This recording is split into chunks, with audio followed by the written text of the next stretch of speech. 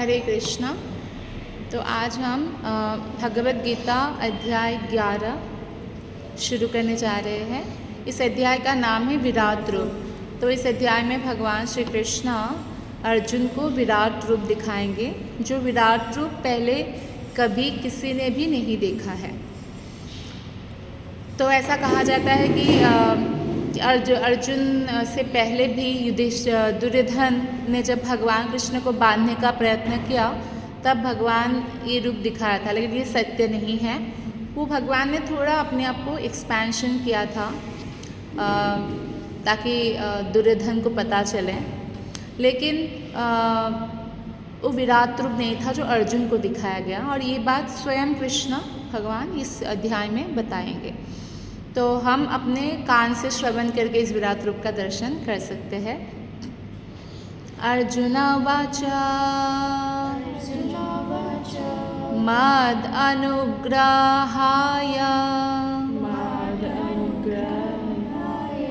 परमं गुह्यं अध्यात्म संगीतं यत्त्वा योक्तं वचस्तेन मोहायं विगतो मम। अर्जुन ने कहा, आपने जिन अत्यंत गुह्य आध्यात्मिक विषयों का मुझे उपदेश दिया है उसे सुनकर मेरा मोह दूर हो गया है। तो यानी अर्जुन किस बात से मोहित था कि ये मेरे सगे संबंधी है, भले ही ये गलत है पर मैं इनके साथ युद्ध नहीं लड़ूंगा, ऐसा इस मोह से वो था, मोह के अंदर था। तो भगवान श्री कृष्ण ने पूरा भगवद गीता बोला और 10वां अध्याय किस पर हमने पढ़ा? भगवान के ऐश्वर्य। तो जब भगवान के ऐश्वर्य के बारे में सुना तो अर्जुन ने बोला, अब मेरा मोह दूर हो गया। कहते हैं कि हे कमल नयन, मैंने आपसे प्रत्येक जीव की उत्पत्ति और प्रलय या ध्वंस के विषय में विस्तार से सुना है और आपकी अक्षय महिमा का अनुभव किया है। तो अर्जुन, इसमें हम देखेंगे कि अर्जुन कहते हैं कि हे योगेश्वर, यदि आप सोचते हैं, हम भगवान से जब भी कोई प्रार्थना करें तो ये तरीका है जो अर्जुन से हमें सीखना चाहिए। भगवान से ही नहीं, जब हमारे गुरुजनों से या बड़ों से या किसी से भी, तो हमें ऐसा रिक्वेस्ट करना चाहिए। और भगवान तो साक्षात इतने परम ईश्वर है, वो पूजनीय है। तो अर्जुन कहते हैं कि अगर आप सोचते हैं, मान लीजिए आपके हृदय में कोई इच्छा है और आप भगवान के चरण कमलों में वो इच्छा रखना चाहते हैं, है ना, तो भी भगवान, मैंने आपकी इतनी पूजा की, आपने मुझे ये क्यों नहीं दिया, ऐसे एटीट्यूड से हमें नहीं जाना चाहिए। हमें जाना चाहिए कि भगवान, ये मेरे हृदय में इच्छा जागृत हुआ है, अगर आप सोचते हैं कि ये देना चाहिए, ये मेरे कल्याण के लिए होगा तो दीजिए, नहीं तो आपकी इच्छा, क्योंकि आपसे ज़्यादा मेरे बारे में कोई भी अच्छा नहीं सोच सकते। आपसे बड़ा मित्र मेरे लिए और कोई भी नहीं हो सकता है, क्योंकि आप अंतर्यामी हैं, आप सब जानते हैं, आप अतीत वर्तमान भविष्य देख सकते हैं। तो इस तरह से हम भगवान से प्रार्थना कर सकते हैं, लेकिन हम भगवान को फोर्स नहीं कर सकते हैं। तो अर्जुन कहते हैं, अगर आप सोचते हैं कि मैं आपके विश्वरूप को देखने में समर्थ देख सकता हूँ, तो कृपया आप मुझे विश्वरूप को दिखाइए, अपना विश्वरूप दिखाइए। तो भगवान बोलते हैं, हे अर्जुन, तुम इन चक्षुओं से मेरा ये विश्वरूप, विराट रूप एक ही जगह बैठकर तो नहीं देख सकते, लेकिन हाँ, मैं तुम्हें दिव्य दृष्टि प्रदान करूँगा, क्योंकि तुम मेरे प्रिय भक्त हो और मेरे सखा हो। यानी हमें अगर भगवान का दर्शन करना है तो यही कंडीशन है कि हमें भगवान को परम मित्र मानना चाहिए और भगवान को ही परम हितैषी मानना चाहिए। भगवान की भक्ति में हमें हमेशा रहना चाहिए, तब जाके हम ये योग्य बनते हैं कि हम भगवान को देख सकें। तो भगवान आगे अर्जुन को दिव्य दृष्टि देते हैं। अच्छा, ये रूप अर्जुन के साथ साथ धृतराष्ट्र के जो सारथी है संजय, वो भी देख रहे हैं। क्योंकि वो पूरा बता रहे थे ना महाभारत को, उनको समझा रहे थे, क्योंकि धृतराष्ट्र देख नहीं सकते थे, तो संजय उन्हें सब बता रहे थे कि मैदान में क्या क्या हो रहा है महाभारत के। संजय को किसने दिव्य दृष्टि दिया? व्यासदेव जी, जिन्होंने हमारा वेद उपनिषद पुराण को लिखित रूप दिया। वेद व्यास जी ने संजय को, क्योंकि संजय उनके शिष्य भी है, उनको दिया। तो संजय धृतराष्ट्र को बोलते हैं कि इस तरह से महायोगेश्वर भगवान ने अर्जुन को अपना विश्वरूप दिखलाया। अब हम देखेंगे इस विश्वरूप में क्या क्या देखा।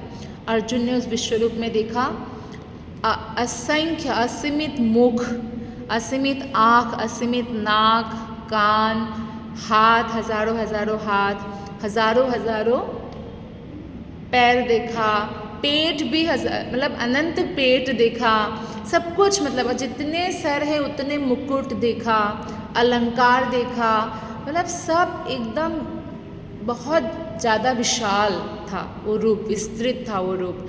तो इसमें बताते हैं कि यह रूप अनेक देवी आभूषणों से अलंकृत था।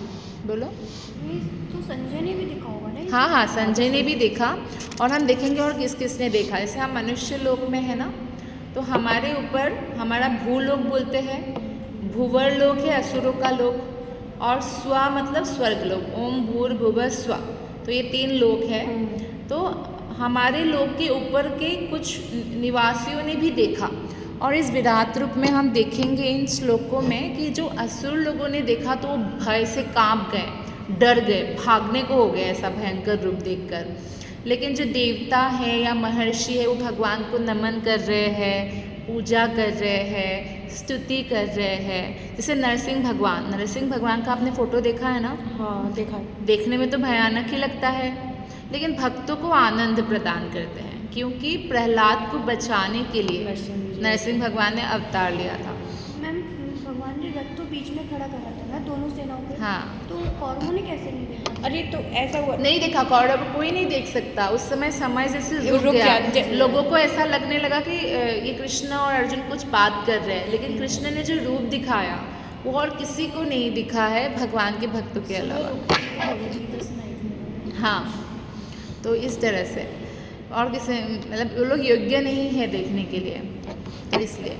तो अभी हम देखते हैं कि बहुत सारे भगवान का जो है मालाएं धारण कर, जितना गर्दन है उतना मालाएं धारण कर रहे हैं। सब कुछ आश्चर्यमय, तेजमय, असीम तथा सर्वत्र व्याप्त था। इसलिए भगवान का बोलते हैं ना, भगवान का कान सर्वत्र है। हम फुसफुसा के भी किसी के कान में कुछ बोलेंगे तो भी भगवान सुन लेंगे, बाकी कोई नहीं सुनेगा भले ही। तो ऐसा कहा गया है, संजय कहते हैं कि उनका प्रकाश शायद परम पुरुष के इस विश्वरूप के तेज की समता कर सके। मतलब किसी सूर्य, अगर हजारों सूर्य एक साथ उदय हो जाए, वो भी भगवान के इस रूप से जो ज्योति निकल रहा है उसकी समता नहीं कर सकता है। आपको मालूम है, जो कुछ लोग जब ध्यान करते हैं और एक उनको ज्योति दिखता है, तो वो ज्योति क्या है? भगवान के शरीर का आभा प्रभा है, जिसका नाम है ब्रह्म ज्योति। निराकारवादी इस ब्रह्म ज्योति को ही भगवान मानते हैं। हाँ, है भी भगवान, क्योंकि भगवान का ही आभा प्रभा है, लेकिन पूर्ण पुरुषोत्तम भगवान श्री कृष्ण हैं। श्री कृष्ण ही कारण है इस ब्रह्म ज्योति का। तो इसलिए बताया गया कि ब्रह्म ज्योति ऐसा है कि हजारों सूर्य भी इस ज्योति का समता नहीं कर सकता। इस उपनिषद में एक श्लोक आता है जिसमें भक्त प्रार्थना करते हैं कि हे भगवान, आपका जो ये ज्योति है ना, जिसके कारण मैं आपको नहीं देख पा रहा हूँ, तो आप इस ज्योति को हटा लीजिए ताकि मैं आपके सुंदर सा चरण, सुंदर सा मुख का दर्शन कर सकूँ। देखो, अगर कोई भक्त बने बिना कितना भी तपस्या करेंगे तो भी उनको भगवान का जो धाम है, भगवान के शरीर से निकला हुआ ज्योति से आवृत है वैकुंठ जगत, वो नहीं दिख सकता है। केवल भक्त ही उसका अनुभव कर सकते हैं, वो दर्शन कर सकते हैं और वैकुंठ जगत में प्रवेश पा सकते हैं।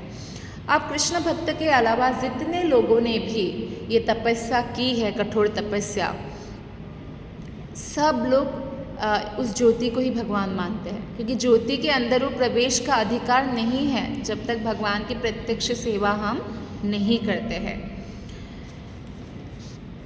तो इस समय अर्जुन ने भगवान के विश्वरूप को एक ही स्थान पर बैठकर विभिन्न हजारों भागों में विभक्त ब्रह्मांड के अनंत अंशों को देख सका।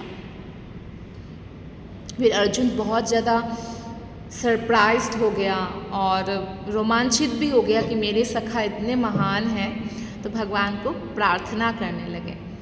भगवान को कहा कि मैं आपके शरीर में सारे देवताओं को देख रहा हूँ, क्योंकि सारे देवताओं की सृष्टि भगवान कृष्ण से हुआ है। इसीलिए तो जब हम कृष्ण भक्ति करते हैं तो समस्त देवताओं का आशीर्वाद हमें प्राप्त होता है, क्योंकि वो दे बिकम वेरी हैप्पी। और विविध जीवों को देख रहा हूँ, मतलब जितने भी जीवात्माएं हैं सब भगवान के अंश हैं। ये हम 10वें अध्याय में पढ़ के आए हैं। अहम सर्वस्य प्रभवो मत्त सर्वम प्रवर्तते, कि मेरे से ही सबकी सृष्टि हुआ है। अब अर्जुन कह रहे हैं कि मैं कमल पुष्प यानी पद्म पर आसीन ब्रह्मा जी को देख रहा हूँ, महादेव जी को भी देख रहा हूँ, समस्त ऋषियों को देख रहा हूँ, और दिव्य सर्प जैसे वासुकी आदि सांप उनको भी देख रहे हैं। जो दिव्य सर्प होते हैं ना, उनका मतलब अनेक फन होता है, उसमें मणि होता है, तो वो डिफरेंट सर्प होते हैं। जैसे भगवान जिसके ऊपर शयन करते हैं अनंत शेष नाग है। अब देखिए ये 16 नंबर श्लोक में अर्जुन बोलते हैं कि मैं आपके शरीर में अनेक हाथ, पेड़ भी अनेक, मुंह और आंखें देख रहा हूँ जो सर्वत्र फैले हुए हैं। आप अब इसमें बोलते हैं कि आपके रूप को, आपके सौंदर्य को, इसके जो चकाचौंध मतलब तेज के कारण देख पाना कठिन है, बहुत मुश्किल। आप दिन में जब सूरज को देखोगे थोड़ी देर देखते रहोगे और फिर ऐसा लगेगा अंधे हो गए, लगता है ना। तो आप सोचो सूरज, हजारों लाखों सूरज एक साथ प्रकट होने पर कैसा होगा। तो ऐसा ही लग रहा है कि भगवान आपके दिव्य दृष्टि के कारण मैं देख तो पा रहा हूँ। हो सकता है कोई ग्लास के थ्रू आप देख पाए, है ना। सूरज की रोशनी में बहुत तेज़ गर्मी जब होती है तो हम सनग्लासेस पहनते तो थोड़ा कूलिंग इफेक्ट आता है। तो ऐसे अर्जुन बोल रहे हैं मैं देख तो रहा हूँ फिर भी बहुत कठिन है, इतनी रोशनी है आपके शरीर का। बोल रहे आपके जो आभा प्रभा है वो चारों ओर फैल रहा है। सूर्य, चंद्र या अग्नि या ये जो हमारा लाइट जलती है, ये सब को रोशनी कहाँ से मिलती है? ब्रह्म ज्योति से मिलती है। तब अर्जुन ने कहा कि आप सनातन धर्म के पालक श्री भगवान हैं और ऐसा मेरा मत है। भगवान के बारे में अर्जुन आप देखिएगा यहाँ बार बार बोलते हैं कि आपकी असंख्य भुजाएं हैं, असंख्य सर है, असंख्य। क्यों बार बार बोलते हैं? जब आप कभी आश्चर्यचकित हो जाते हो ना एकदम, वाह, ऐसा तो बार बार आप एक बात को रिपीट करते हो। आप इस चैप्टर को अगर पढ़ेंगे तो देखेंगे कि अर्जुन बार बार एक बात को रिपीट कर रहे हैं। ये लाखों लाखों पैर है, हाथ है, मुंह है, अलंकार है, ये है। तो आप देखिएगा श्लोक में रिपीटेशंस हुआ है। एक बात बोला है कि ये जो आपका विराट स्वरूप है, इसके दोनों आँख है सूर्य और चंद्रमा, दोनों भगवान की आँखें हैं। और यद्यपि आप एक हैं किंतु आप आकाश तथा सारे लोकों एवं उनके बीच समस्त अवकाश में व्याप्त है। बोलते कि आपके इस अद्भुत और भयानक रूप को देखकर सब भयभीत है। आप सोचिए साधारण एक मनुष्य अगर थोड़ा बड़ा रूप धारण करे तो ही व्यक्ति भयभीत हो जाएगा। और भगवान का इतना हाथ, इतना पैर, ऐसे कितना अर्जुन को एक्चुअली भयभीत भी हो रहा है अर्जुन, क्योंकि कृष्ण रूप जितना मधुर, मनोहर, अतीव सुंदर है ना, वैसे विराट रूप भयानक है। मतलब आप सोचो कि भगवान का इतना हाथ, इतना पैर, इतना आप देखो। और ऊपर से भगवान जब इसमें बताते हैं अर्जुन कि आपके मुंह से आग निकल रहा है और उसमें जो है सारे कौरव, सारे जो योद्धा है प्रवेश पा जा रहे हैं, और आपके दांत के बीच में, दांत से चबाने से क्या होता है? चूर्ण होते हुए मुझे दिख रहा है। यानी इस विराट रूप में अर्जुन को कृष्ण ने भविष्य दिखा दिया कि अर्जुन तुम ही विजयी होंगे। कृष्ण बोलते भी है तुम और पांडवों के अलावा और कुछ योद्धा के अलावा बाकी सब मरने वाले हैं इन 18 दिन में। यानी अर्जुन को ये बोल रहे हैं कि अर्जुन तुम केवल माध्यम हो, मैं सबको मार चुका हूँ, क्यों चिंता करते हो? हाँ, सब डिसाइड हो चुका है। सब डिसाइड हो चुका है। तो ऐसे ही हमारे जीवन में भी एक्चुअली सब डिसाइड हो चुका है पूर्व जन्मों के कर्मों के अनुसार। तो इसलिए हमें ज़्यादा चिंता नहीं करना चाहिए। बोलते गो विद द फ्लो। अगर हमें चिंता करना चाहिए तो ये चिंता करना चाहिए कि मैं भक्ति में कैसे आगे बढ़ूँ, क्योंकि पूर्व जन्मों के कर्मों के अनुसार हमारा इस जन्म में कितना एजुकेशन पाना है, कितना धन हम एंजॉय कर सकते हैं, कितना अमीर बनेंगे, सब कुछ लिखा गया है। शरीर तो ऑलरेडी मिल ही चुका है, कितना सुंदर मिलना है, कितना अच्छे परिवार में मिलना है, वो तो मिल ही गया है। तो अभी हमें अगर चिंता करना है ना, कुछ वो यह चिंता करना है कि भगवान को हम कैसे प्राप्त कर सकते हैं, भगवान की भक्ति कैसे कर सकते हैं, कृष्ण की प्रसन्नता के लिए मुझे क्या करना चाहिए। लेकिन इसका अर्थ ये नहीं कि आपका पढ़ाई लिखाई से मन उब जाए। पढ़ाई लिखाई करना आप एज ए स्टूडेंट हो तो वो आपका कर्तव्य है। हाँ, वो शरीर का कर्तव्य है, आत्मा का कर्तव्य हमेशा बड़ा होता है, लेकिन शरीर के कर्तव्य को आप नेग्लेक्ट नहीं कर सकते हो। शारीरिक जीवन। हाँ, तो जब आप शरीर के कर्तव्य को पालन करोगे तब भी आपको कृष्ण कॉन्शियस रहना है। अर्जुन को यही तो बोलते हैं, अर्जुन तुम्हें युद्ध करना है, ये तुम्हारा धर्म है। अब जैसे आप स्टूडेंट हो, पढ़ना है, अर्जुन का युद्ध करना धर्म है। नहीं तो अर्जुन भी तो बोल सकता है क्या युद्ध, बोला भी अर्जुन ने, मुझे नहीं चाहिए राजकाज, मैं तो जंगल में चला जाऊंगा, भीख मांग के खाऊंगा, बोला था ना। वो तो गए भी थे ना, पर वो एक वनवास उन्होंने बोल दिया था कि उन्हें वनवास मिला था 5 साल का, पर ये हुआ था लास्ट वनवास में वो इतने गोपनीय हो जाएंगे, अगर वो दिख गए तो उन्हें दोबारा वो वनवास 13 साल, मतलब हाँ। 1 साल अज्ञातवास, 12 साल वनवास। क्योंकि वो वनवास उन्होंने इच्छा से नहीं गए, मतलब उनको छल किया गया। हाँ, छल किया गया। लेकिन बाद में अर्जुन ने बोला कि मैं इच्छा से ही अब मैं यही करूँगा। तो ऐसे बहुत लोग सोचते हैं कि अब मैं पढ़ाई लिखाई नहीं करूँगी, फेल होते रहते हैं। आपने ऐसा देखा होगा कि भक्ति में आने के कारण कई बार वो पढ़ाई को ही नेग्लेक्ट कर देते हैं और फेल हो जाते हैं। इसका मतलब कंसेप्ट क्लियर नहीं है, ना वो पूरी तरह से भक्ति में है, ना पूरी तरह से इधर है, तो ना इधर का ना उधर का। तो इसलिए हमें बैलेंस बनाना होगा, हमें पढ़ाई भी करना है और साथ साथ भक्ति भी करना है।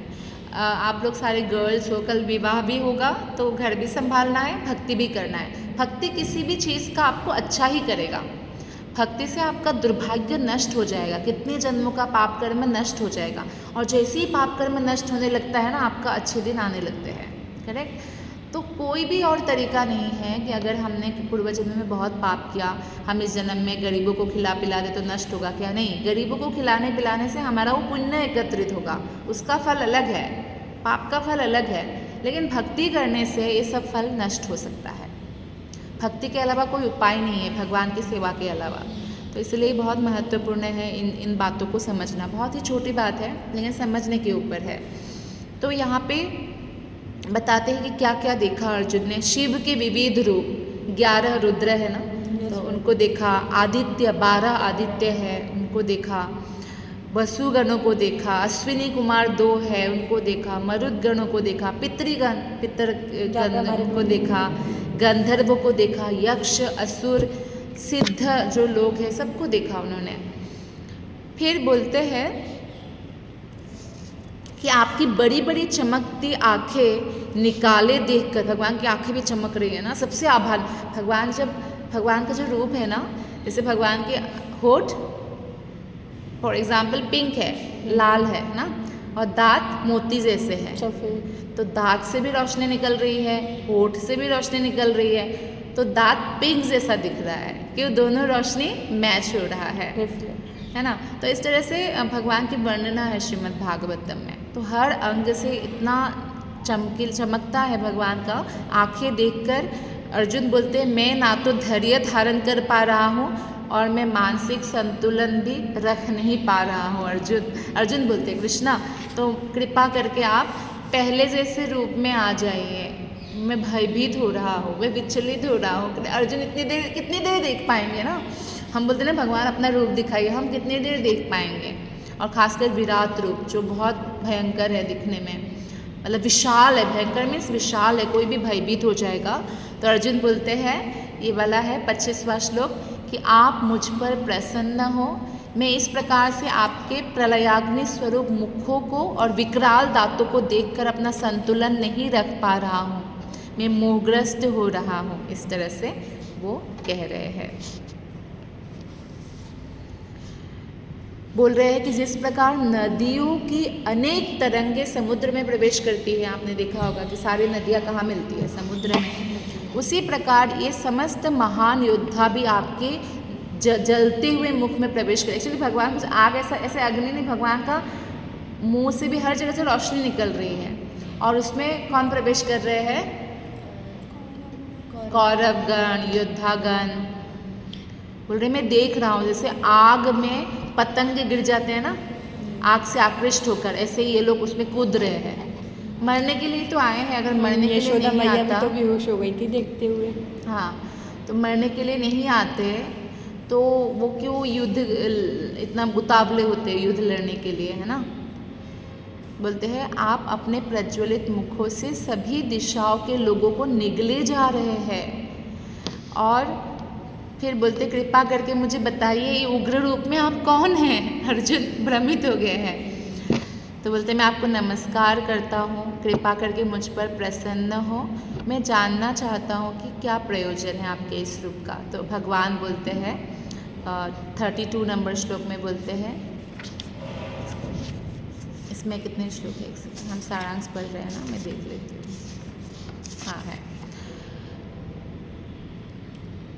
कालोऽस्मि लोकाक्षयकृत् प्रविद्धो लोकान् समार्हतुमिह प्रवृत्तः ऋतेऽपि त्वां न भविष्यन्ति सर्वे एव स्थिताः प्रत्यनीकेषु योधाः। भगवान ने कहा समस्त जगतों को विनष्ट करने वाला काल मैं हूँ। तो अब भगवान ने अर्जुन को बोला कि मैं काल हूँ, मैं ही सबका संहार करता हूँ। बोलते हैं कि मैं यहाँ क्यों आया हूँ, मैं क्या प्रयोजन है? अर्जुन ने कहा है ना, मैं यहाँ समस्त लोगों का विनाश करने के लिए आया हूँ। तुम पांडवों के अलावा दोनों पक्ष के सारे योद्धा मारे जाएंगे, पहले से ही बोल दिया। अच्छा, आपको अगर एग्ज़ाम से पहले ही आपको किसी ने बोल दिया, तो भगवान ने बोल दिया कि तुम इस बार टॉपर बनोगी, तो आप और अच्छे से पढ़ोगे कि आपका पढ़ने का वो कम हो जाएगा कि मैं तो टॉपर बनूंगी ही बनूंगी, और अच्छे से पढ़ेंगे, कॉन्फिडेंस आ जाएगा। हाँ, कॉन्फिडेंस आएगा ना। तो अर्जुन के लिए भगवान ने कहा है कि ये सब मर चुके हैं, मरने वाले हैं। अब देखो अर्जुन को भगवान ने क्या आदेश दिया, तस्मात् त्वम उत्तिष्ठ, अर्जुन उठो, इसलिए तुम जीतने वाले हो, सब मरने वाले हैं, अतः उठो, लड़ने के लिए तैयार हो जाओ और यश अर्जन करो, क्योंकि मैं चाहता हूँ। कृष्ण ने बोला अपने शत्रुओं को जीतकर संपन्न राज्य का भोग करो। देखो भक्त कभी भी कोई चीज़ भोगने के लिए नहीं कर्तव्य पालन करते, राइट। जैसे प्रहलाद महाराज थे, ध्रुव महाराज थे, लोग भक्त थे, उनको ऐसा कुछ नहीं था मुझे भोग करना है, मैं इतना पावरफुल बन जाऊँ। ऐसे सिर्फ भौतिकतावादी लोग सोचते हैं कि मैं लोगों को कंट्रोल करूँ, मेरे पास इतना पैसा आए। भक्त ये सब कामना नहीं करते, फिर भी भगवान देते हैं, नहीं तुम्हें करना है, तुम्हें करना है। अर्जुन को बोल रहे नहीं तुमको राजा बनना है। रिस्पॉन्सिबिलिटी उन्हीं को दिया जाता है जो योग्य होते हैं।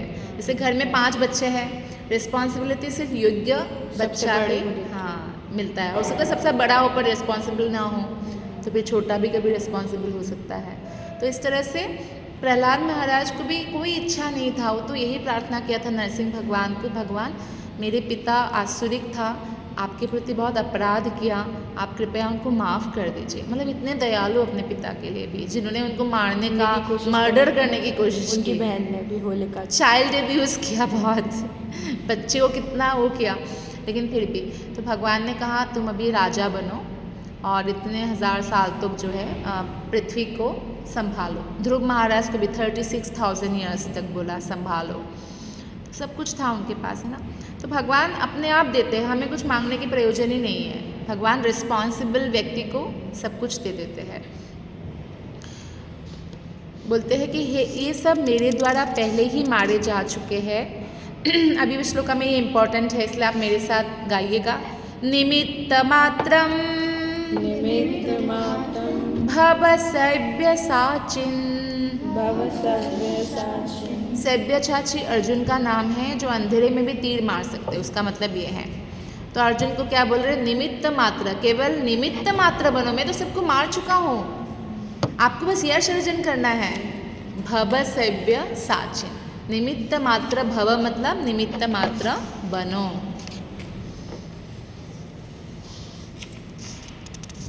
तो अर्जुन को डर था ना कि मैं भीष्म द्रोण कैसे मारूंगा इन लोगों को ना। कृष्ण बोलते हैं द्रोण भीष्म जयद्रथ कर्ण और अन्य महान योद्धा पहले ही मेरे द्वारा मारे जा चुके हैं। इसलिए तनिक भी विचलित ना हो, तुम केवल युद्ध करो, युद्ध में तुम अपने शत्रुओं को परास्त करोगे, ऐसे कहते हैं।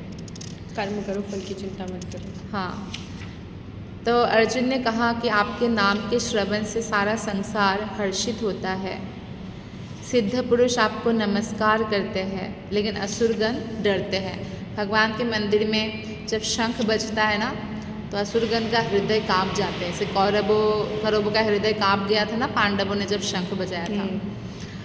आसुरिक शक्तियाँ नष्ट हो जाती है शंख बजाने से कृष्ण के लिए। इसलिए हमारे यहाँ पे ये कल्चर है, इंडियन कल्चर है, शंख बजाना, घंटी बजा के आरती करना, करताल बजाना, इससे आसुरिक शक्तियाँ नष्ट हो जाती है। तो अर्जुन कहते हैं, हे महात्मा, आप ब्रह्मा से भी बढ़कर है, आप आदि सृष्टा है। लोग सोचते हैं ना ब्रह्मा जी ने सृष्टि किया, लेकिन ब्रह्मा सेकेंडरी क्रिएटर है, प्राइमरी क्रिएटर भगवान कृष्ण है। आगे हम देखते हैं अर्जुन कृष्ण को हर प्रकार से नमस्कार करते हैं, लेकिन अब अर्जुन को एक डर, मतलब एक दुख सा हुआ, एक गिल्टी सा हुआ। क्यों? इसलिए हुआ, अर्जुन कहते हैं मैंने आपको अपना मित्र मानकर कभी मजाक भी किया है, कभी साथ में सोए भी हैं क्योंकि आप भगवान हैं, और कभी आपको नाम से भी बुलाया है, वो भी सही है। तो कभी आपको बोला हे कृष्णा, हे यादव, हे सखा, इधर आओ, लाइक दैट, ऐसे भी कहा है, क्योंकि मैं आपकी महिमा को नहीं जानता था कृष्णा, ऐसे बोलते हैं। देखा नहीं था। मैंने मूर्खतावश या प्रेमवश जो कुछ भी किया है, कृपया मुझे उसके लिए क्षमा करते हैं। यही नहीं, मैंने कई बार आराम करते समय, एक साथ लेटते समय, एक साथ खाते समय, बैठते समय, कभी अकेले में या कभी सारे मित्रों के सामने अनादर से भी कुछ बोला होगा। दोस्तों में होता ही है ऐसा थोड़ा। तो बोलते मेरे अपराधों को आप क्षमा कर दें, माफ कर। आप परम पूज्य महान आध्यात्मिक गुरु हैं, ना तो कोई आपके तुल्य है, ना ही कोई आपके समान हो सकता है। पितासि लोकस्य चराचरस्य 43 श्लोक है। तमस्य पूज्यस्य गुरुर्गरीयान्, आप ही परम पूज्य आध्यात्मिक गुरु है, कोई आपके समान नहीं, आपसे बढ़कर नहीं है। आप प्रत्येक जीव द्वारा पूजनीय भगवान हैं, इसलिए मैं आपके चरणों पर गिरकर आपकी कृपा की याचना करता हूँ। हम भगवान से याचना कर सकते हैं। जिस प्रकार पिता क्या करते हैं, पुत्र के गलतियों को माफ़ करते हैं, माफ़ करते हैं, नहीं करते हैं। जैसे कई बार बच्चे को माँ गोदी में लेते हैं, बच्चा लात मार देता है, नाखून मार देता है, बाल खींच लेते हैं, मुक्का भी मार देते हैं, तो माँ उसको उल्टा थोड़ी मारती है, उसको माफ़ कर देती है। कई बार माँ बच्चों के लिए कितना कुछ करती है या पिता, फिर भी बच्चे उल्टा कुछ ऐसा बोल देते जो हर्ट हो जाता है उनको, तो भी वो क्षमा कर देती है ना। हाँ, तो बोलते जिस प्रकार पिता अपने पुत्र की ढिठाई सहन करता है, या मित्र अपने मित्र की धृष्टता सहन कर लेते हैं। दोस्ती में भी कई बार बुरा लग जाता है, फिर भी हम भूल जाते हैं। क्यों? नहीं तो रिश्ता ही नहीं निभेगा ना। जैसे कोई भी रिश्ता आप देखो, अगर एक छोटी छोटी बातों में हम बुरा मानने लग जाए, तोड़ने लग जाए रिश्ता, फिर हमारा रिश्ता टिकेगा नहीं। तो इसलिए माफ़ करना ही पड़ता है, क्योंकि हम रिलेशनशिप को वैल्यू करते हैं। इसलिए पति पत्नी के, आपको क्या लगता है जितने भी पति पत्नियाँ बने, और जितना जैसे हमारे दादा दादी है 70 साल एक साथ रहे, है ना, या 60-50 साल तो रहे, तो उनके बीच में कभी लड़ाई नहीं हुई होंगी, लेकिन एक दूसरे को हमेशा क्षमा कर देते हैं। हृदय में उनका एक दूसरे के प्रति प्रेम होता है, और वो प्रेम क्या है, वैसा नहीं है जो सेल्फिश लव, निस्वार्थ प्रेम, तभी ऐसा रिश्ता हमारा चल सकता है। तो बोलते हैं जैसे प्रिय अपने प्रिया के अपराध सहन कर लेते हैं। जैसे कोई मान लो प्रेमिक प्रेमिका भी है, तो एक दूसरे को भी तो माफ़ कर देते हैं ना। तो बोल रहे हे भगवान ऐसे ही आप मेरे त्रुटियों को सहन कर लें, क्षमा कर दें। तो हमें ना भगवान से माफ़ी मांगते रहना चाहिए क्योंकि हमसे जाने कितना जाने अनजाने में अपराध होता रहता है, इसलिए। तो बोल रहे हैं कि हे कृष्णा, अब आप जो है आपका जो चतुर्भुज रूप है ना, मुझे वो भी एक बार दर्शन करा दीजिए। भगवान का विराट रूप देखा, अब चतुर्भुज रूप। तो भगवान अर्जुन पर प्रसन्न होते हैं और अर्जुन को उस रूप को भगवान ख़त्म करके अब कौन सा रूप दिखाते हैं फिनिश करके? चतुर्भुज रूप दिखाएंगे, विष्णु रूप दिखाते हैं। अच्छा, 4 हाथों वाला। क्या क्या है 4 हाथ में? एक शंख है, शंख और एक गदा भी है, और एक वो ऐसे करके चक्र, गदा, पद्मा। पद्मा कमल है, कमल। Yes. कमल से आशीर्वाद देते हैं और बाकी चक्र से दंडित करते हैं, मारते हैं, है ना। और गदा से भी असुर, भगवान का गदा रक्त से सना हुआ है। किसके रक्त से? असुरों के रक्त से। हाँ, शंख, चक्र, गदा, पद्मा। और शंख से आपको याद है जब ध्रुव महाराज 5 साल का बच्चा है, तपस्या किया नारायण को गुरु, नारद मुनि को गुरु बना के। फिर जब भगवान सामने आए ना, वो छोटा बालक उनको बोलना नहीं आ रहा था, क्या स्तुति करेगा 5 साल का बच्चा। तो भगवान ने अपने शंख से इसे गाल में टच कर दिया, तो उनको सब कुछ ज्ञान हो गया। तो भगवान की स्तुति करते हैं, फिर वो भागवत पुराण में इस कथा को हम श्रवण करते हैं। तो अब कृष्ण अर्जुन से बोल रहे हे कुरुश्रेष्ठ, मैंने जो आपको बताया था कि तुमसे पूर्व मेरे इस विश्वरूप को किसी ने नहीं देखा। कई बार ऐसा बोलते हैं कथाकार कि नहीं, इस विराट रूप को देखा है और बहुत लोगों ने देखा है, तो बताते हैं। लेकिन कृष्ण यहाँ साक्षात बोल रहे हैं हे अर्जुन, हे कुरुश्रेष्ठ, तुम मेरे इतने प्रिय हो, ये रूप को पहले मैंने तुम ही को दिखाया है, तुमसे पहले किसी ने नहीं देखा इस रूप को। बाकी जो रूप है वो थोड़ा सा लिमिटेड था, ऐसे मैंने बोला कि दुर्योधन को जो दिखाया वो भी लिमिटेड था।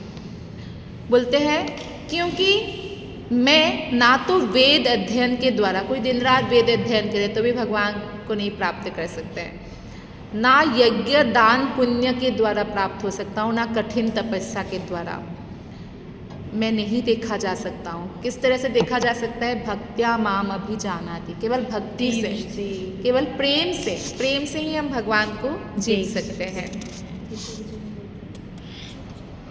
इसलिए तो मैं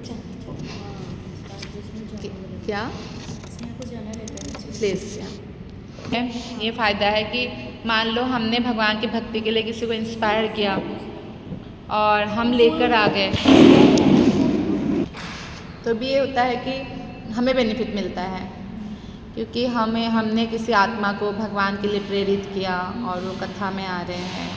श्रवण करने का भी लाभ है और दूसरों को सुनाने का भी लाभ है। तो भगवान ने कहा कि तुम मेरे जिस रूप को इस समय देख रहे हो उसे देख पाना अत्यंत दुष्कर है। यहाँ तक कि देवता भी इस अत्यंत प्रिय रूप को देखने की ताक में रहते हैं, वो देखना चाहते हैं लेकिन देख नहीं पाते हैं। 53 श्लोका में बताया गया है 53 ओपन है आपके।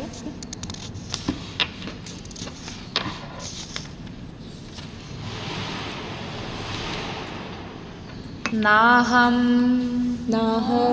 वेदेर्न तपसा न दानेन न सेज्जया शक्या एवं विधो द्रष्टुम